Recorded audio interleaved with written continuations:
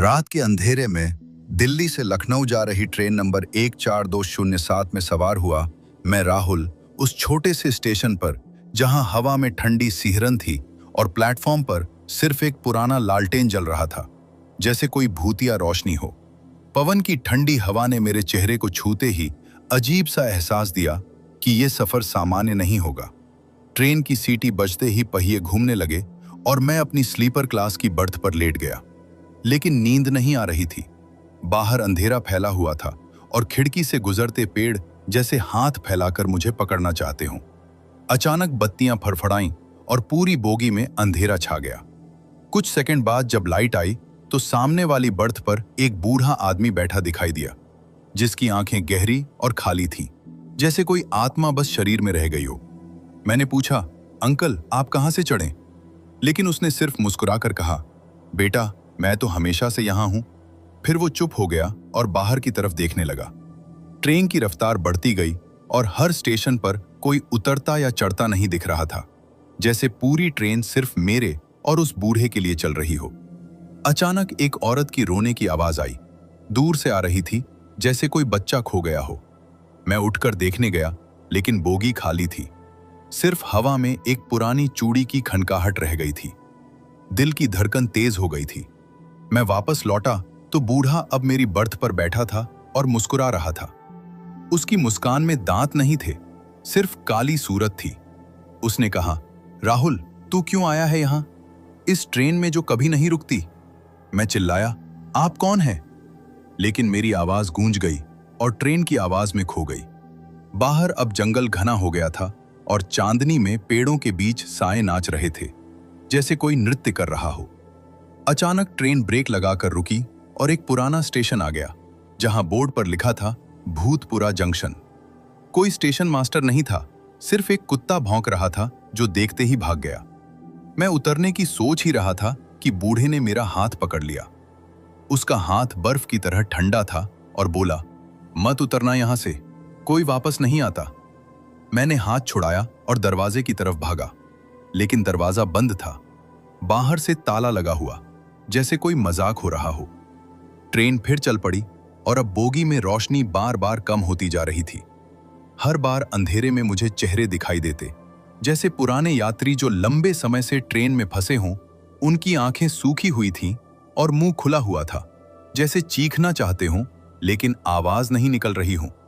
मैं कांप रहा था, ठंडे पसीने से भीगा हुआ था और फोन निकाला, लेकिन सिग्नल नहीं था, सिर्फ बैटरी कम होती जा रही थी। अचानक एक लड़की की आवाज आई, मेरी बर्थ के पास से, राहुल बचाओ मुझे।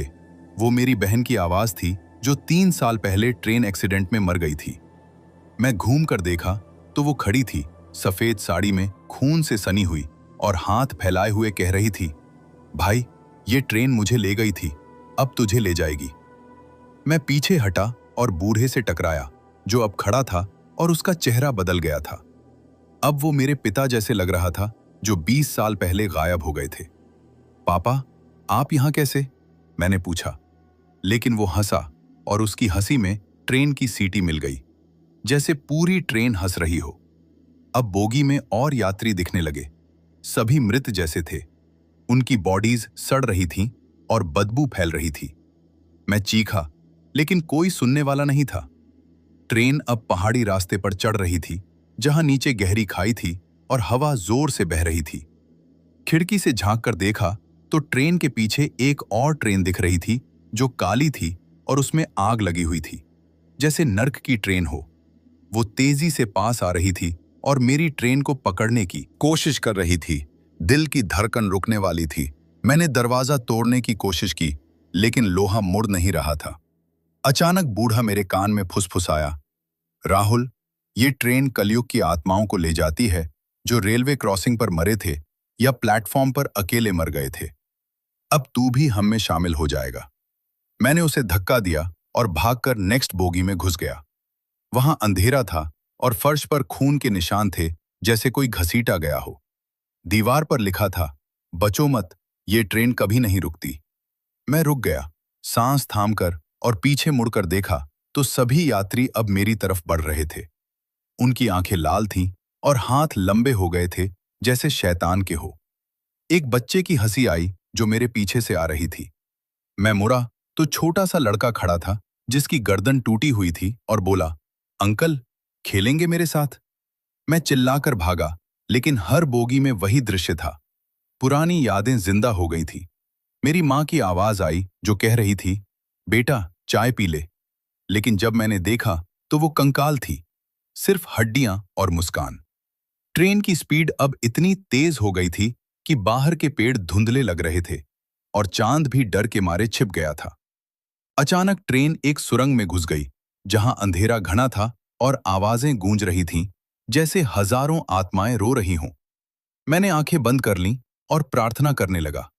लेकिन जब सुरंग से बाहर निकले तो ट्रेन अब उल्टी दिशा में जा रही थी, वापस उसी भूतपुरा स्टेशन की तरफ जहां से शुरू हुआ था।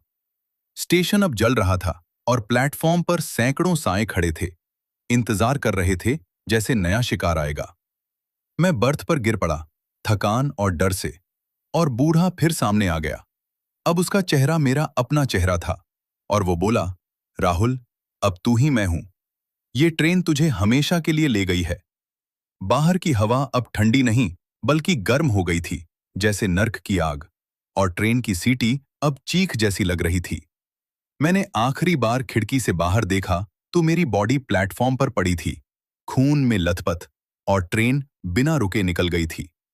अब मैं भी उनमें शामिल था जो कभी नहीं उतर पाएंगे इस अनंत सफर से, जहां मौत भी ट्रेन बनकर आती है और आत्माएं हमेशा यात्रा करती रहती हैं। बोगी में अब सिर्फ सन्नाटा था, लेकिन हवा में मेरी अपनी चीख गूंज रही थी, जो कभी खत्म नहीं होगी। ये सफर जारी रहेगा। रात के अंधेरे में भारतीय रेलवे की इस भूतिया ट्रेन में, जहां हर यात्री एक कहानी है, डरावनी और अनंत। हर मोड़ पर नई आत्मा जुड़ती जाती है और पुरानी यादें सताती रहती हैं। जैसे वो बूढ़ा जो अब मैं बन चुका हूं और अगले यात्री का इंतजार कर रहा हूं जो इस ट्रेन में चढ़ेगा, अनजाने में, और फिर कभी नहीं उतरेगा। कभी नहीं। हजारों शब्दों में इसी तरह सस्पेंस बनता रहेगा, जहां राहुल की यादें एक एक कर जिंदा होती हैं। हर बोगी में नया भय, नया रहस्य, जैसे पुरानी फिल्म का प्रोजेक्टर चल रहा हो, जिसमें रेलवे हादसों की तस्वीरें हैं। मृत यात्री बार बार दिखते हैं और ट्रेन कभी रुकती नहीं, बस बढ़ती जाती है अंधेरे में अनंत काल तक।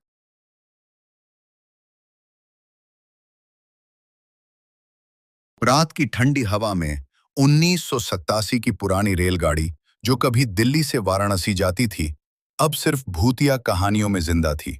मैंने उस ट्रेन की कहानी सुनी थी बचपन में दादाजी से, लेकिन आज जब मैं उस पुरानी लाइन पर अकेला सफर कर रहा था, तो लगा जैसे वो ट्रेन खुद मुझे बुला रही हो। पुरानी स्टील की बोगियां, जिनमें लकड़ी की बेंचें थीं और हवा में कोयले की पुरानी बदबू घुली हुई थी। ट्रेन की सीटी दूर से आई, जैसे कोई रोता हुआ आत्मा हो। मैं चढ़ा तो प्लेटफॉर्म बिल्कुल सुनसान था। सिर्फ एक पुराना कुली दिखा जो मुस्कुराते हुए बोला, बाबू जल्दी बैठ जाओ, ये ट्रेन कभी नहीं रुकती। उसकी आंखें काली गड्ढों जैसी थीं। ट्रेन चल पड़ी तो पहियों की आवाज में पुरानी यादें गूंजने लगी। मैं खिड़की के पास बैठा था, जहां बाहर जंगल की काली छायाएं हाथ फैलाए जा रही थी। अचानक बत्तियां धीमी पड़ी और बोगी में एक बूढ़ी औरत दिखी, जो सफेद साड़ी में लाल किनारी लिए बैठी थी। उसकी गोद में एक छोटा बच्चा था जो नहीं रो रहा था, बल्कि सिर्फ मुझे घूर रहा था। मैंने पूछा, अम्मा आप कहाँ उतरेंगी? लेकिन उसने सिर्फ सर हिलाया और फुसफुसाई, ये ट्रेन तो 1987 में दुर्घटना में जल गई थी बेटा। अब हम सब यहीं फंसे हैं। मेरी रीढ़ की हड्डी ठंडी हो गई। बाहर चांद छिप गया था और बारिश शुरू हो गई थी, जैसे आसमान भी रो रहा हो। ट्रेन की रफ्तार बढ़ती गई, लेकिन स्टेशन आते आते गायब हो जाते थे। एक पुराना पुल आया, जहां नीचे नदी की जगह सिर्फ कंकालों की आवाजें सुनाई दे रही थीं। अचानक बच्चे ने रोना शुरू किया, लेकिन उसकी आवाज मेरी माँ की थी, जो उसी साल ट्रेन दुर्घटना में मर गई थी। मैं उठा तो बूढ़ी औरत अब मेरे पास थी और उसका चेहरा सड़ने लगा था। खाल उखड़ रही थी और हड्डियां दिख रही थीं। वो बोली, तू भी उसी रात का यात्री है ना, जो बच गया था लेकिन अब वापस आ गया है। मैं चीखा, लेकिन मेरी आवाज ट्रेन की सीटी में खो गई। बोगी के कोने में अब और साए जमा हो गए थे। पुराने यात्री जिनके कपड़े 80 के दशक के थे, उनके चेहरे पर जलने के निशान थे और आंखें खाली। एक जवान लड़का मेरे पास आया, जिसकी गर्दन झुलसी हुई थी, और बोला, भाई टिकट चेक करा लो, ये ट्रेन अब कभी स्टेशन नहीं पहुंचेगी। दिल की धड़कन तेज हो गई। मैं दरवाजे की तरफ भागा, लेकिन दरवाजा लोहे की सलाखों से जकड़ा हुआ था, जैसे कोई कब्र का ढक्कन। बाहर अब पूरा जंगल आग में जल रहा था और पुरानी ट्रेन की धातु की चीखें गूंज रही थीं। ट्रेन एक सुरंग में घुसी, जहां अंधेरा इतना घना था कि सांस लेना मुश्किल हो गया। सुरंग में हजारों हाथ मेरी बोगी को छू रहे थे, जैसे आत्माएं बाहर निकलना चाहती हों। जब बाहर निकली तो ट्रेन उल्टी दिशा में जा रही थी, उसी पुराने स्टेशन की तरफ जहां आग लगी हुई थी, और प्लेटफॉर्म पर सैकड़ों जलते हुए यात्री खड़े थे, इंतजार कर रहे थे। बूढ़ी औरत अब मेरे कंधे पर हाथ रखे मुस्कुरा रही थी, और उसका बच्चा मेरी गोद में आ गया था, जिसकी हड्डियां ठंडी थीं। उसने कहा, अब तू हमारा परिवार है। ट्रेन की स्पीड अब इतनी थी कि बाहर की दुनिया धुंधला गई थी। पुरानी यादें एक एक कर जिंदा हो रही थीं। मेरे पिता की आवाज आई, जो कह रहे थे, बेटा मत चढ़ना इस ट्रेन पर। लेकिन अब देर हो चुकी थी। हर बोगी में नया भय था। एक बोगी में सिर्फ जलते हुए सामान थे, और दूसरी में रोती हुई औरतें, जिनकी आवाजें कभी खत्म नहीं होती थीं। मैं बेंच पर गिर पड़ा और आंखें बंद की, लेकिन जब खोली तो मैं भी उनमें से एक था। मेरा चेहरा सड़ा हुआ और शरीर झुलसा हुआ। ट्रेन अब कभी नहीं रुकेगी, ये पुरानी कहानी हर रात दोहराई जाती है। भारतीय रेलवे की उन काली लाइनों पर, जहां 1987 की दुर्घटना की आत्माएं अब भी यात्रा करती हैं। हर नया यात्री फंस जाता है अनंत अंधेरे में, जहां मौत ट्रेन बनकर आती है और जीवन हमेशा के लिए खो जाता है।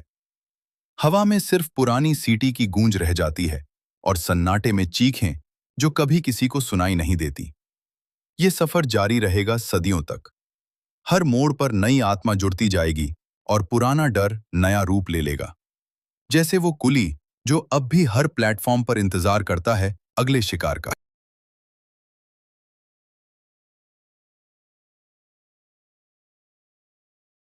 रात के घने अंधेरे में 1995 की वो भूतिया ट्रेन, जो मुंबई से पुणे जाती थी, लेकिन कभी अपनी मंजिल तक नहीं पहुंची थी। मैंने उस कहानी को अनजाने में सुना था, जब मैं उस पुरानी रेलवे लाइन पर अकेला सफर कर रहा था। ट्रेन की सीटी बजते ही जैसे कोई रोती हुई आत्मा चीख उठी हो। मैं चढ़ा तो बोगी में सिर्फ धूल भरी सीटें और पुरानी खिड़कियां थीं, जिनसे ठंडी हवा सनसनाती हुई अंदर आ रही थी, जैसे कोई अदृश्य हाथ मेरे चेहरे को छू रहा हो। ट्रेन चल पड़ी तो बाहर के पेड़ तेजी से गुजरने लगे, लेकिन हर स्टेशन पर कोई यात्री नहीं उतरता या चढ़ता दिख रहा था। सिर्फ एक पुराना गार्ड दिखा, जो लाल झंडा लेकर खड़ा था और मुस्कुराते हुए बोला, बाबू, ये ट्रेन तो 1995 की बारिश वाली रात में पुल टूटने से गिर गई थी। अब हम सब यहीं सवार हैं। मैंने हंसकर टाल दिया, लेकिन दिल में एक अजीब सी धड़कन शुरू हो गई। अचानक बत्तियां फड़फड़ाईं और बोगी में एक युवती दिखाई दी, जो लाल साड़ी में भीगी हुई बैठी थी। उसके बाल चेहरे पर बिखरे हुए थे और आंखें काली गड्ढों जैसी। उसने फुसफुसाकर कहा, भैया मेरी बच्ची कहाँ है? उस रात पानी में बह गई थी। मैंने पूछा, आप कौन हैं? लेकिन उसकी जगह अब खाली सीट पर सिर्फ पानी का एक पोखर रह गया था, जो धीरे धीरे फैलता जा रहा था, जैसे खून की नदी बन रही हो। ट्रेन की रफ्तार बढ़ती गई और बाहर बारिश शुरू हो गई। असली बारिश नहीं, बल्कि उन आत्माओं की आंसुओं की बारिश, जो पुल से गिरकर मरी थी। अचानक ट्रेन ब्रेक लगाकर रुकी और एक पुराना पुल आ गया, जो आधा टूटा हुआ था। नीचे नदी की जगह सिर्फ हड्डियों का ढेर दिख रहा था, और हवा में चीखें गूंज रही थीं। मैं उठकर दरवाजे की तरफ गया, लेकिन दरवाजा जाम हो चुका था। बाहर से लोहे की जंजीरें लिपटी हुई, जैसे कोई कब्र बंद कर दी गई हो। युवती अब मेरे पीछे खड़ी थी, और उसके हाथ मेरे कंधे पर ठंडे थे। बोली, तुम भी उसी ट्रेन के यात्री हो ना, जो बच गया था लेकिन अब वापस आ गया है? मैं चीखा और भागकर अगली बोगी में घुसा। वहां अंधेरा था, और फर्श पर पानी में तैरते हुए खिलौने दिख रहे थे। एक बच्ची की हंसी आई, जो मेरी छोटी बहन की आवाज जैसी थी, जो उसी दुर्घटना में खो गई थी। मैं मुड़ा तो बच्ची खड़ी थी। उसके शरीर पर कीचड़ लगा हुआ था, और आंखें सफेद थीं। उसने कहा, अंकल खेलो ना मेरे साथ। लेकिन उसकी हंसी धीरे धीरे रोने में बदल गई, जैसे हजारों बच्चे एक साथ रो रहे हों। दिल की धड़कन तेज हो गई थी, पसीना छूट रहा था। फोन निकाला, लेकिन नेटवर्क गायब था। सिर्फ पुरानी तस्वीरें दिख रही थीं। 1995 की दुर्घटना की खबरें। अचानक पूरी ट्रेन हिलने लगी, जैसे कोई विशालकाय जानवर उसे हिला रहा हो। बोगी के कोनों में और साए जमा हो गए। पुराने यात्री जिनके कपड़े फटे हुए थे और चेहरे पर पानी और कीचड़ लगा था। एक बूढ़ा आदमी मेरे पास आया, जिसकी टांगें टूटी हुई थीं, और बोला, बेटा, ये ट्रेन कभी नहीं रुकती। पुल टूटने के बाद हम सब फंस गए। अब तू हमारा नया साथी है। मैंने उसे धक्का दिया, लेकिन मेरा हाथ उसके शरीर से होकर निकल गया, जैसे वो सिर्फ धुंध हो। ट्रेन अब पुल पर चढ़ रही थी और लकड़ी की आवाजें चरमरा रही थी, जैसे कभी भी टूट जाएगी। खिड़की से झांक कर देखा तो नीचे पानी में मेरी अपनी परछाई तैर रही थी, लेकिन चेहरा बदल गया था, सड़ा हुआ और मुंह खुला हुआ। ट्रेन एक सुरंग में घुसी, जहां अंधेरा इतना घना था कि सांस रुक रही थी। सुरंग की दीवारों पर हाथों के निशान थे, जैसे आत्माएं बाहर निकलना चाहती हों। बाहर निकलते ही ट्रेन उल्टी दिशा में मुड़ गई, उसी पुराने स्टेशन की तरफ जहां बारिश में सब कुछ डूबा हुआ था। प्लेटफॉर्म पर सैकड़ों साए खड़े थे, इंतजार कर रहे थे नए शिकार का। युवती और बच्ची अब मेरे दोनों तरफ थीं और मुस्कुरा रही थीं। उनका चेहरा धीरे धीरे मेरा अपना चेहरा बनता जा रहा था। मैं बेंच पर गिर पड़ा, थकान और डर से, और जब आंखें खोली तो मैं भी उनमें से एक था। मेरा शरीर भीगा हुआ और ठंडा। ट्रेन अब कभी नहीं रुकेगी। ये पुरानी कहानी हर बारिश वाली रात दोहराई जाती है, भारतीय रेलवे की उन टूटी पुलों वाली लाइनों पर, जहां 1995 की आत्माएं अब भी यात्रा करती हैं। हर नया यात्री फंस जाता है, अनंत पानी और अंधेरे में, जहां मौत बारिश बनकर आती है और जीवन हमेशा के लिए बह जाता है। हवा में सिर्फ पुरानी सीटी और बारिश की आवाज रह जाती है, और सन्नाटे में वो चीखें जो कभी किसी को सुनाई नहीं देती। ये सफर जारी रहेगा। हर मोड़ पर नई आत्मा जुड़ती जाएगी। पुराना डर नया रूप ले लेगा, जैसे वो गार्ड जो अब भी हर प्लेटफॉर्म पर लाल झंडा लेकर इंतजार करता है अगले अनजान यात्री का, जो इस ट्रेन में चढ़ेगा और कभी नहीं उतरेगा।